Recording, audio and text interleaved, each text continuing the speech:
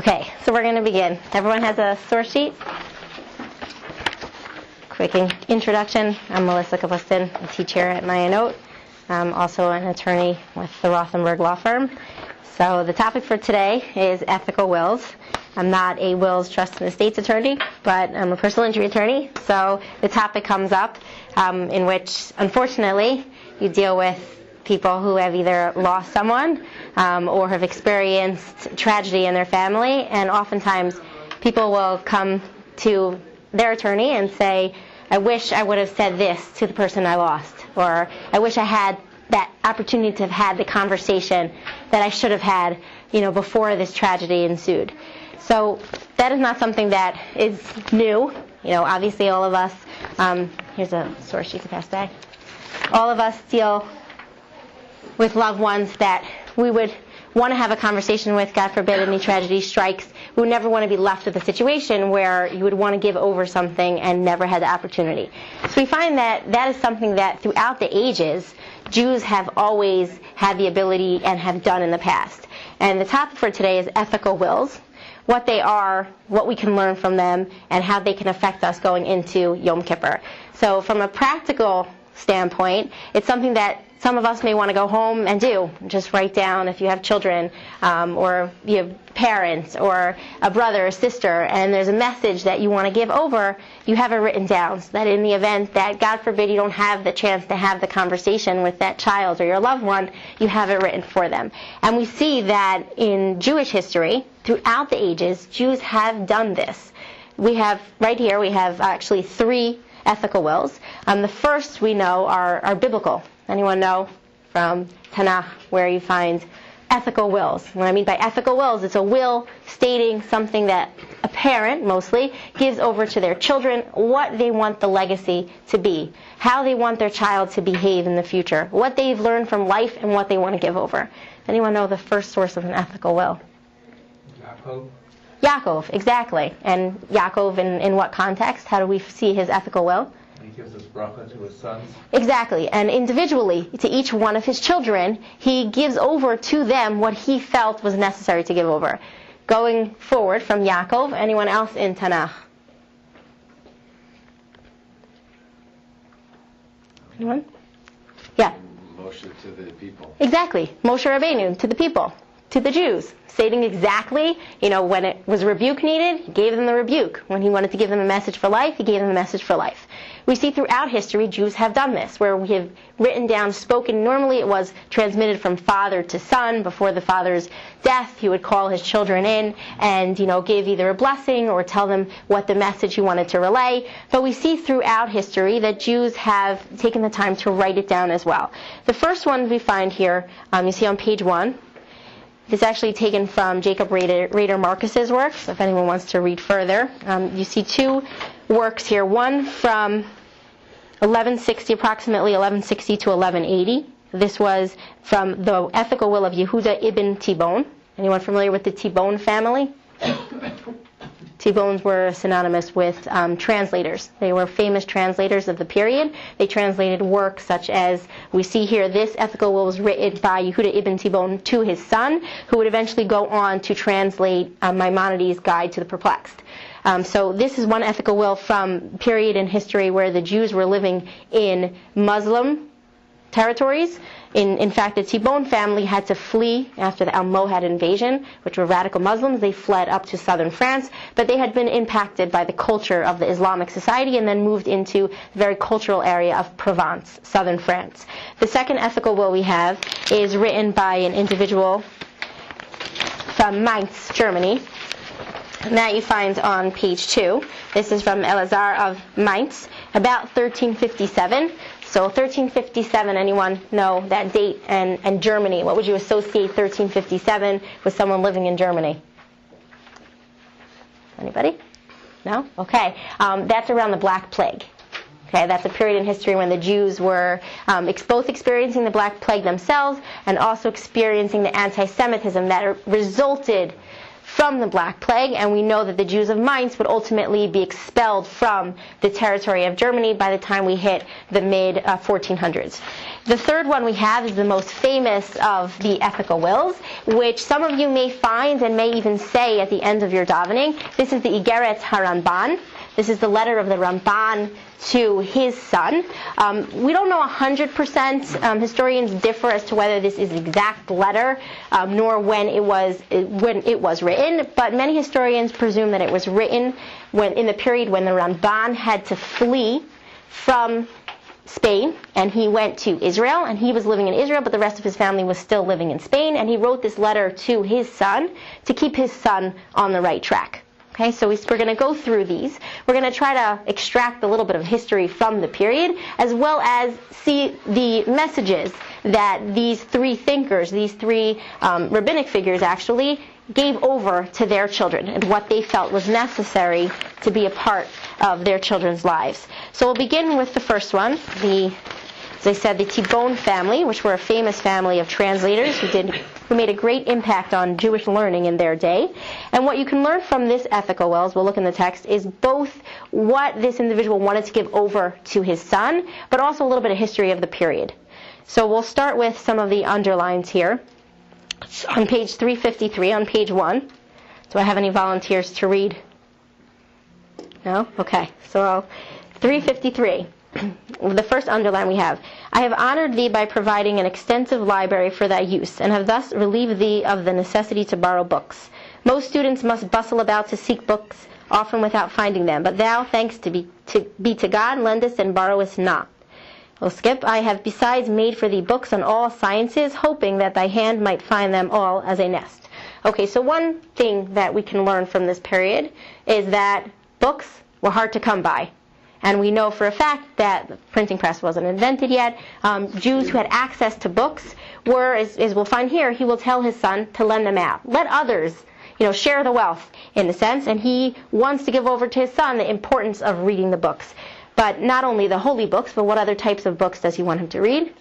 Science books, exactly. We're going to see very clearly how this will differ from the text of the Jew living in Germany, because what do you think will be absent from the text of the Jew living in Germany?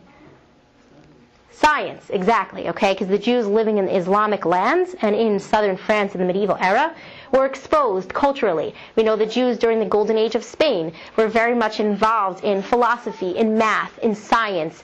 And the Jews themselves were writing works in Arabic and in Hebrew, and they were very much impacting the culture around them. As opposed to the Jews living in the Ashkenazic territory during the same day, where they were very hesitant to kind of mingle into what was happening in the secular society. So we see here the admonition to his son, stating that I have this library provided for you, use those books. We'll move on. Seeing that the Creator had graced thee with a wise and understanding heart, I journeyed to the ends of the earth and fetched for thee a teacher in secular sciences. Also something that is unique more to this territory in this time period, but we see here that this individual, who, as I said, would go on to translate Maimonides' works, he was given by his father a teacher of the sciences. We'll move on. But thou, my son, didst deceive my hopes. Thou didst not choose to employ thine abilities, hiding thyself from all thy books, not caring to know them, or even their titles. Okay, so this is clearly a father to son in which he saw his son was not going in the path that he wanted him to go in. We'll go to the next bracketed part. Therefore, my son, stay not thy hand when I have left thee, but devote thyself to the study of the Torah and to the science of medicine. But chiefly occupy thyself with the Torah, for thou hast a wise and understanding heart, and all that is needful on thy part is ambition and application. I know thou will repent of the past, as many have repented before thee of their youthful indolence. Okay, so clearly what he wants to give over is study medicine, but what should be your primary focus? The Torah. Okay, so this is a perfect example of the way that the Jews lived in this era, both in the Islamic lands as well as in Provence, where the Jews were steeped in Torah, but they also, many of them, studied medicine, studied science, were philosophers, were mathematicians. And what he tells his son, study everything else, but primarily what should your focus be on? Torah. Okay, we'll go on further. Let thy countenance shine upon the sons of men, tend their sick, and may thine advice cure them. Though thou takest fees from the rich, heal the poor gratuitously. The Lord will requite thee. So we see here clearly what is another instruction of father to son.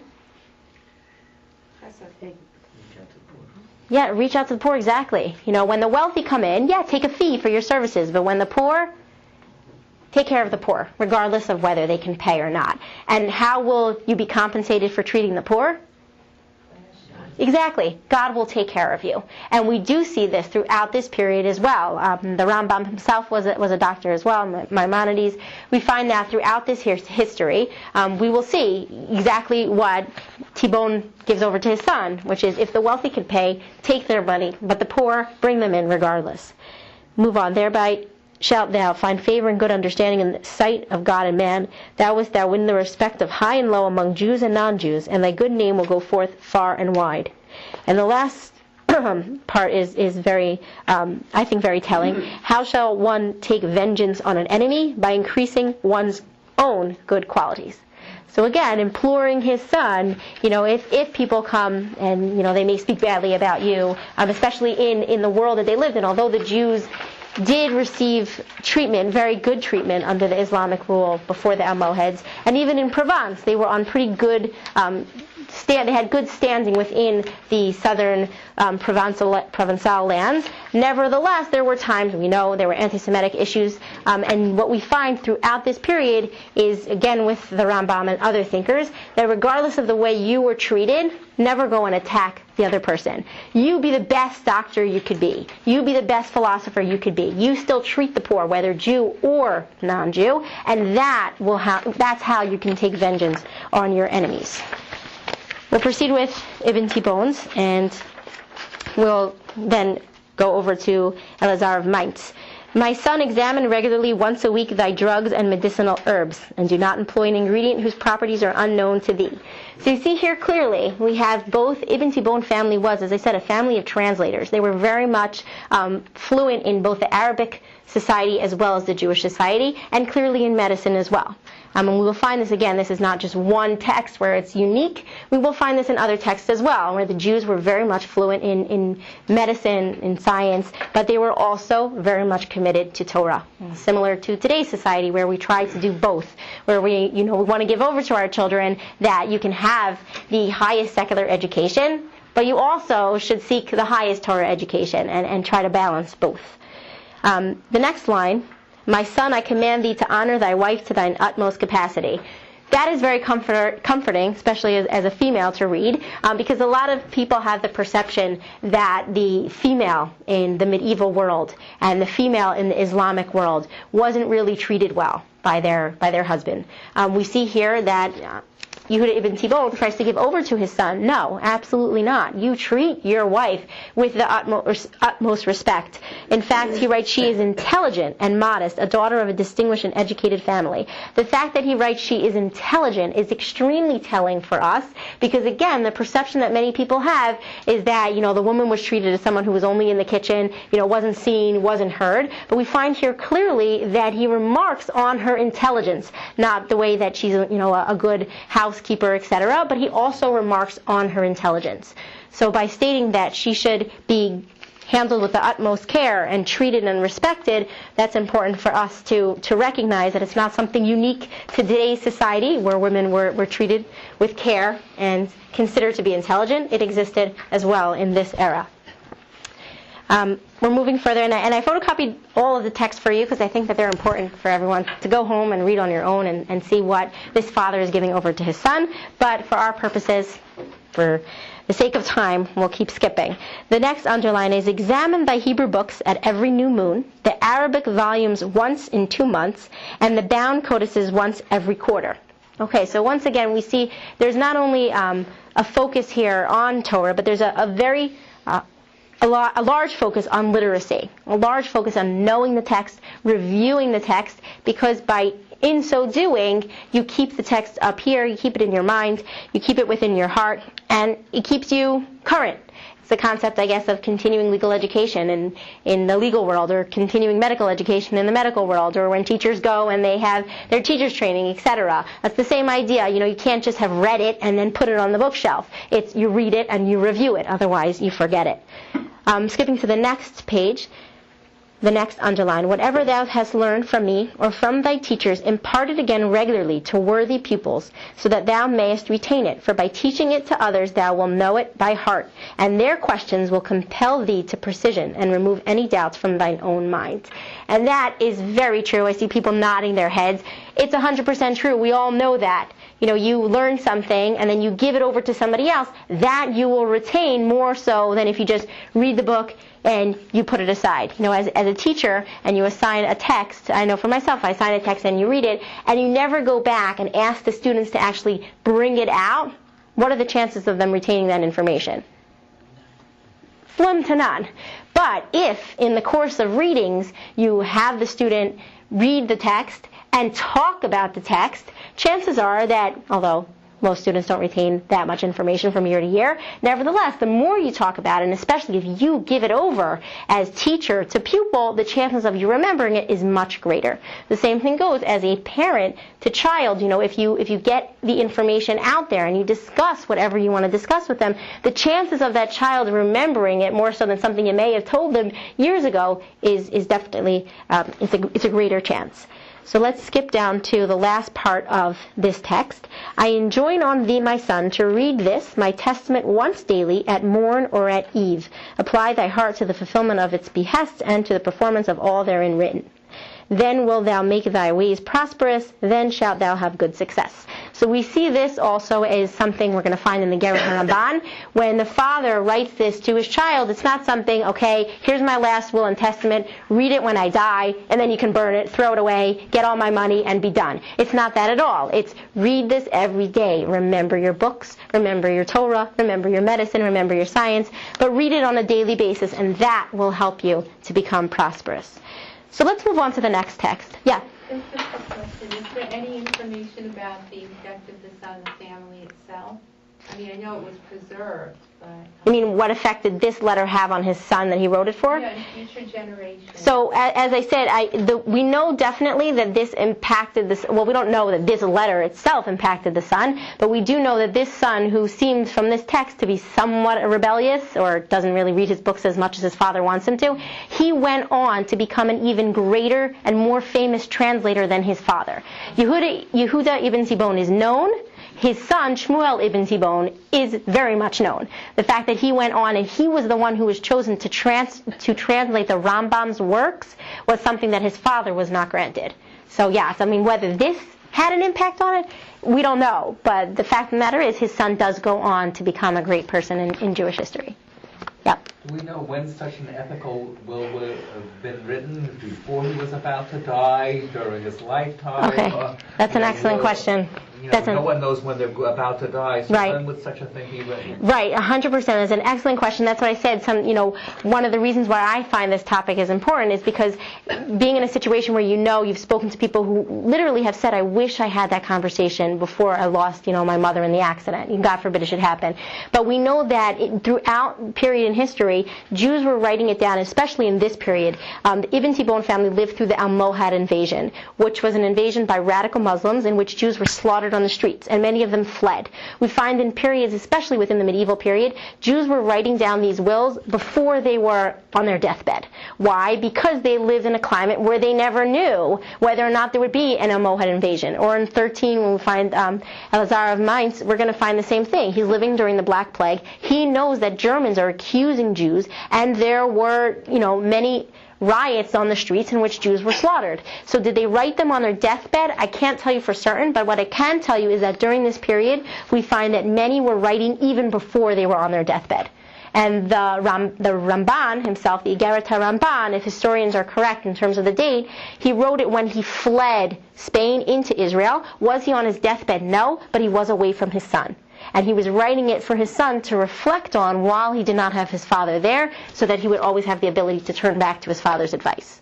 So it's something, do you write a will, with all of your assets? Do you write that when you're on your deathbed, or do you write it beforehand? It's the same idea with what today people may call a legacy will, or a spiritual will. Do you write that, when you're on your deathbed, or do you write it to be preserved, to be, part of your living life? And it seems from this text, as well as the Geret HaRamban, it's not something that it was just written, and then he dies and that's it. It's something to give over even during life. All right, so let's move on to the next one. Now this tells a lot about the German society, or the Jews living in Germany, which is very different, as I said, from the Jews living in southern France and into Spain. Spain being a much more cultured society for the Jew. And then we have Germany, which was, when you think of the Franco-German world in the period of history that we refer to as the medieval era, you think of a more insular group of Jews, and they're more Torah-oriented. So we'll take these texts. These are the things which my sons and daughters shall do at my request. And by the way, what is interesting here?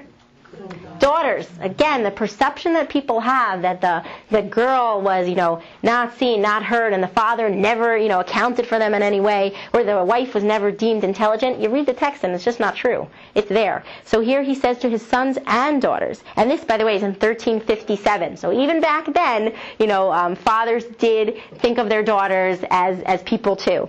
They shall go to the house of prayer morning and evening, and shall pay special regard to the tefillah and the Shema. So soon as the service is over, they shall occupy themselves a little with the Torah, the Pentateuch, the Psalms, or with works of charity. Their business must be conducted honestly in their dealings both with Jew and Gentile. They must be gentle in their manners and prompt to accede to every honorable request.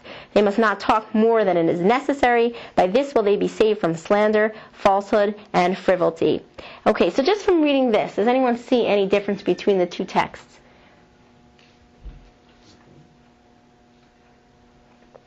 And it starts with the davening, not with. It's a focus on like davening and learning. Right, exactly. Okay, so one thing we saw right off the bat with the Ibn Tibon family, it was kind of a mix. You have your Torah, but you also study your medicinal herbs. Okay, here the focus is primarily on Torah. However, what we can learn from this period, were the Jews involved in secular society as well? Yes, but in which way? What do you find here? Business, exactly. Okay? Yes, there's no question that Jews never had interaction with the Christian world. They clearly did, but in a different respect. They did business with them, as you see clearly, and conduct all your business honestly, but not intellectually in the same, ballpark as within the Sephardic society. They both dealt in business, plus they were studying the Arabic works, and they were studying the secular works. So we see clearly here the difference between the Spanish and Provençal society with the German society. And he implores his children, and I say children, sons and daughters, as he says specifically, to learn your Torah, study your tefillah, and obviously deal honestly. Move on with the text. Page 3. Wait. If they can by any means contrive it, my sons and daughters should live in communities and not isolated from other Jews, so that their sons and daughters may learn the ways of Judaism. Now, that's also an important element to this text. Does anyone know why? Why is he imploring this of Jews? They shouldn't assimilate. Okay, so they shouldn't assimilate, absolutely. And we know that in this world, in the Ashkenazic period, the kehillah, which was the very hierarchical structure, where you had the rabbi, and you had, under the rabbi, you had the shamash and the chazan, and you had the talmidei chachamim, and then you had the rest of the people, was a very important aspect of this society, where there should be structures, and people should live within the community. You should always be surrounded by other like-minded Jews, as opposed to falling, in a climate in which you're surrounded by non-Jews. The fear would be you would eventually assimilate. Yeah. Do you know if in the original text it said sons and daughters, or if it said children? Because I find it impressive that it says sons and daughters, meaning Okay. he's really emphasizing that Right. he's referring to the daughters as well. Excellent question. And from my study of the text, and I actually went to see if I could find the text as it is written other places, this seems to be the original text. So, yes, in fact, he did mention sons and daughters, which is interesting because you would think that he would never mention his daughters, especially why would he care if they're living, if they're learning Torah, especially, when did that even happen? But we do know, and when we get into the early modern period, which is not yet, but it's close enough to it, this is the period before the Jews are going to be expelled from Germany, then they're going to move into Poland, Lithuania. By the time we hit the Poland, Lithuanian Jewish communities, women are going to be with their Te'ena Urena. Women are creating their own prayers in the form of techinos, the hiratzons that we say before candlelighting or for separating challah. So those things they're around, they're written down in the modern period, but we know that females are davening in this period. We know that females did have a life. We're kind of like hidden. Women are kind of like pushed to the side in the study, especially when medieval history. But if you wanted to, really explore, females were considered to be an entity in this period. And from this text especially, you could see that. Okay, so we'll skip a little bit. I want to get to the Ramban as well. The next line that I have, and I circled it because of the importance of it, be very particular to keep your houses clean and tidy. You see here in the brackets, and this is the annotation from the author of this text, as I said, Jacob Rader Marcus. He wrote, "These ideas are interesting coming from a man who lived through the Black Death of 1349. He writes, he continues, Elazar of Mainz, "I was always scrupulous on this point, for every injurious condition and sickness and poverty are to be found in foul dwellings. Be careful over the benedictions, accept no divine gift without paying back the giver's part, and his part is man's grateful acknowledgement." Why is this text extremely important in 1350s? Okay, so I'll give an answer. Well, the Black Death of 1349, yeah. I'm assuming that there was a plague and that others died, and then possibly even blamed the Jews on it because the Jews survived. Right, exactly. And they did not. So that's exactly what happened. So the Black Death is responsible for the expulsion of Jews from almost all of the territories in Rhineland, Germany. Okay? When the Black Death occurred, which is a plague that we now know was spread by rats, and it was spread throughout the medieval world, Jews were dying too, but less so than in the secular population. So the assumption was, and we have a text such as this, the assumption was that the Jews were, and famously, poisoning the wells. Okay? The Jews were literally going around to the wells of France, the wells of Germany, and dropping the Black Death poison, and we were responsible. And why did they make that claim? And the text that we have that state the Jews are poisoning the wells, how do we know? Because they're not dying. Now again, some of them did die. There's no question some of them did die. But as a whole, we lost less Jews to the Black Plague than the rest of the population. Why is that? Because of cleanliness, exactly. Because we have texts which state, keep your house clean. What else do we do as Jews? What do we do before we eat?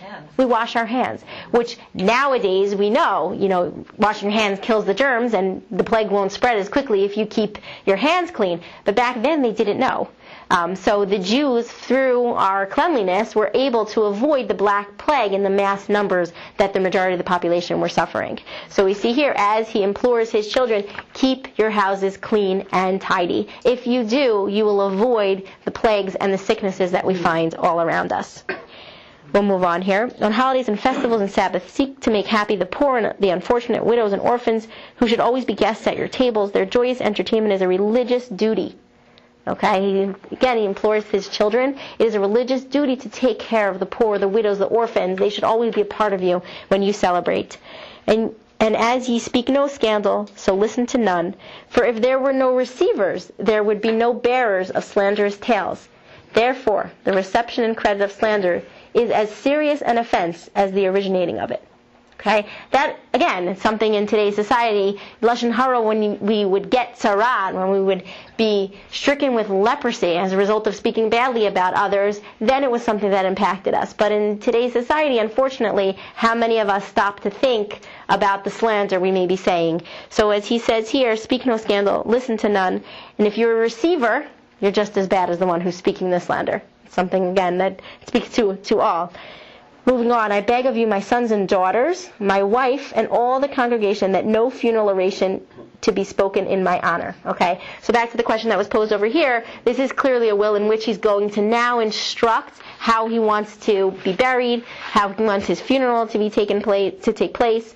And then we move on. At a distance of 30 cubits from the grave, they shall set my coffin on the ground and drag me to the grave by a rope attached to the coffin. That is a very medieval concept. But as you see here a little bit in the parentheses, again, the annotation from the author, this is a symbolic punishment to atone for sins committed during lifetime and probably to anticipate the punishments of hell. Okay, so clearly he wants, not only does he not want any funeral oration to be spoken in his honor, but he wants his coffin to be dragged before it's put into the ground, so that if he's deserving of any punishment, let it be done here and now on the ground with my body here, as opposed to what he may encounter in the next world. And the last part of this text, put me in the ground at the right hand of my Father, and if the space be a little narrow, I am sure that he loves me well enough to make room for me by his side. If this be altogether impossible, put me on his left or near my grandmother, Yutta. Should this also be impractical, let me be buried by the side of my daughter. Okay, so these are clearly specifics on where exactly he wanted to be buried, but it also shows us the humility of this individual, where he wanted to have, his punishment, have his coffin be dragged, no funeral orations, just put me in the ground, put me next to, my father or my grandmother, or if there's no room there, then put me next to my daughter. Now we'll move on to the Igeret HaRamban. Just as a show of hands, how many people are familiar with the Igeret HaRamban? Okay, all right. How many people have this at the end of their Sidurim? 1, 2, 3. Okay. All right. So again, the Igeret HaRamban is clearly the most famous of these ethical wills. The other ones, as we saw, we learned a lot from the periods in history that they were written, and it's very similar to what the Ramban tried to do, which give over a message to his children. In this case, it most likely was the Ramban's son, living back in Spain. And what is this letter all about? So I photocopied the whole text, because again, it's extremely important, and we'll find at the end of this, without even looking at the end, but how does the Ramban end this letter? Anyone know offhand?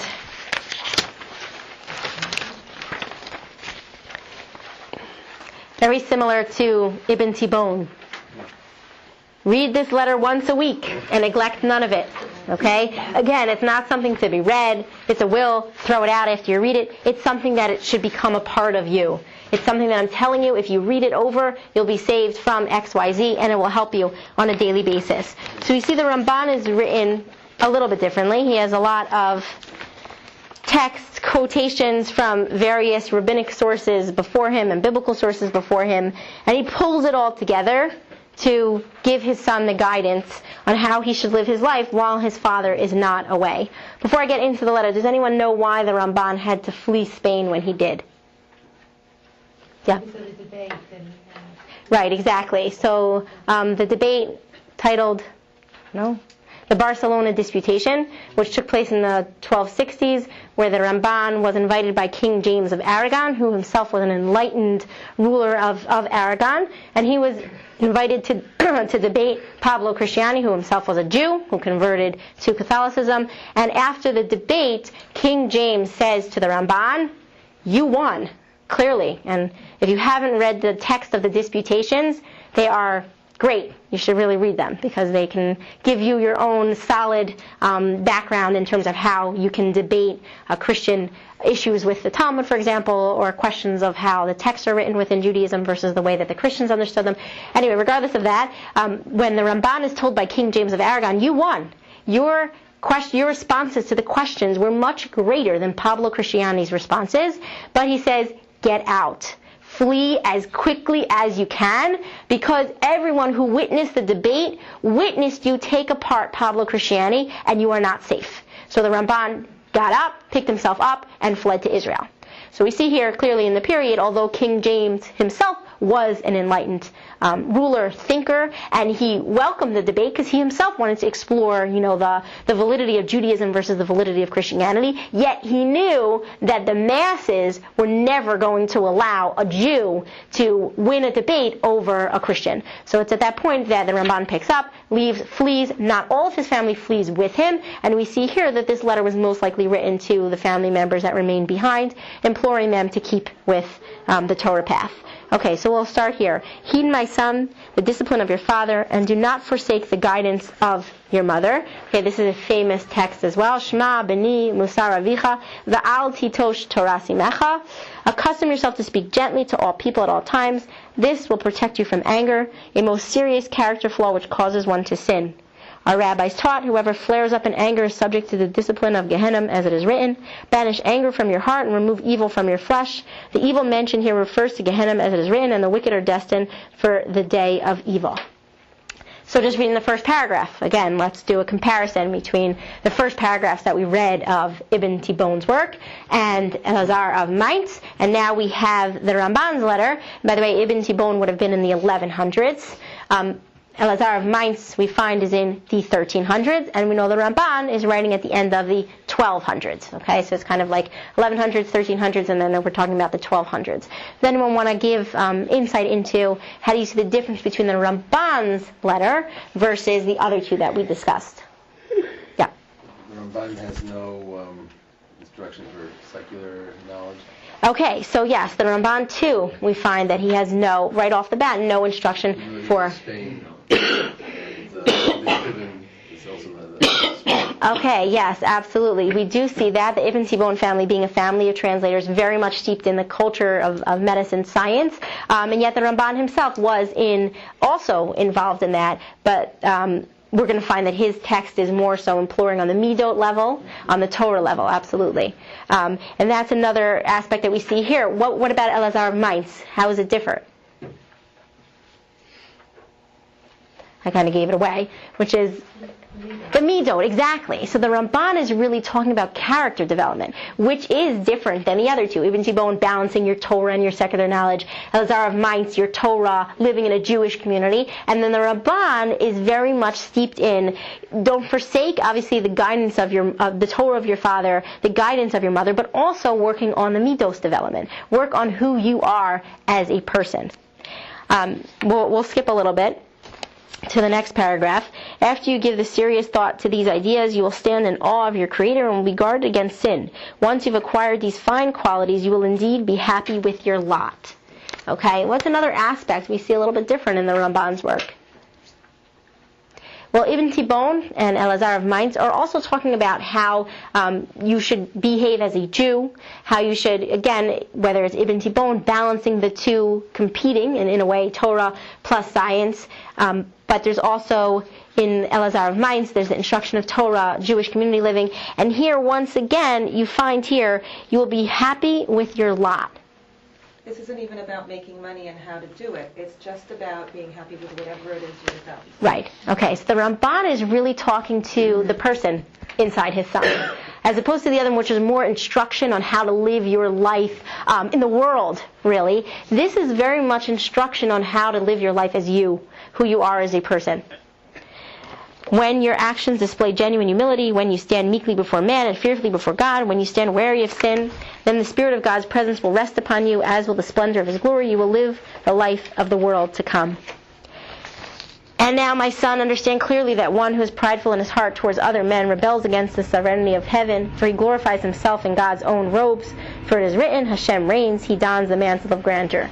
So again, we can go on and on and on, and all of you who are familiar with the Ramban, it is why it's at the end of many Siddurim. It is why it is more famous than the other ethical wills. And why? Why would it be something that is reprinted over and over and over again, something that many study in schools, as opposed to how many people actually heard of Ibn Tibbon's ethical will, or of Elazar of Mainz's ethical will? Not many, but if just from show of hands in this classroom, the majority of you heard of the Igeret HaRamban. So what is it about the Igeret HaRamban that makes his words more famous and more applicable to all of us sitting in this room? It's a practical way to live. Okay, it's practical. What else?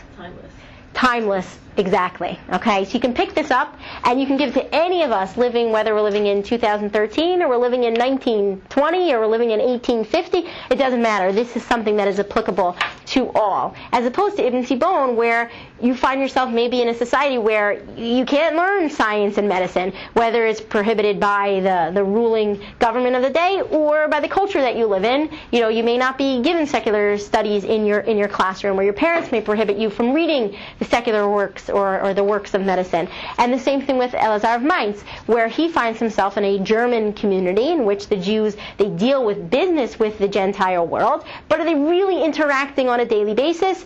not really in the social sense, and they deal with the poor. That is something extremely important and also timeless. But the Igeret HaRamban is clearly something, when we say timeless, it affects midos and development of who we are. So I know we're supposed to end at 11:10, so I'll just take some questions if anybody has any questions. Again, the texts are here. If you haven't had the opportunity to read the full text, do so. It's before Yom Kippur, and again, everyone should have a Gemar Chatima Tova. And if you have a chance to write down anything for your own children to give over, if you would want to say anything to them, or you would want them to know something about you, or if there's a history of your family that you want to give over and make sure it's not lost, before Yom Kippur. Not that anyone should be judged in that way, but it is something we see throughout history Jews have always done. We're not doing it today, unfortunately, but it is something that many of us had done. So does anyone have any questions? These were found in their homes, these wills? Or? Good question. So the Igeret HaRamban, we found it amongst his children's possessions. As far as Ibn Tibon, I think it was also something found in the Tibon family. I don't know about Elazar of Mainz. I don't know. But if you want, the sources are actually there. If anyone is interested in finding out a little bit more about these texts, you can find out the sources that were used here in terms of exploring these texts themselves. They're at the end on page 357, the bibliography, if you want to go further in depth. But I don't have the answer to that. Any other questions?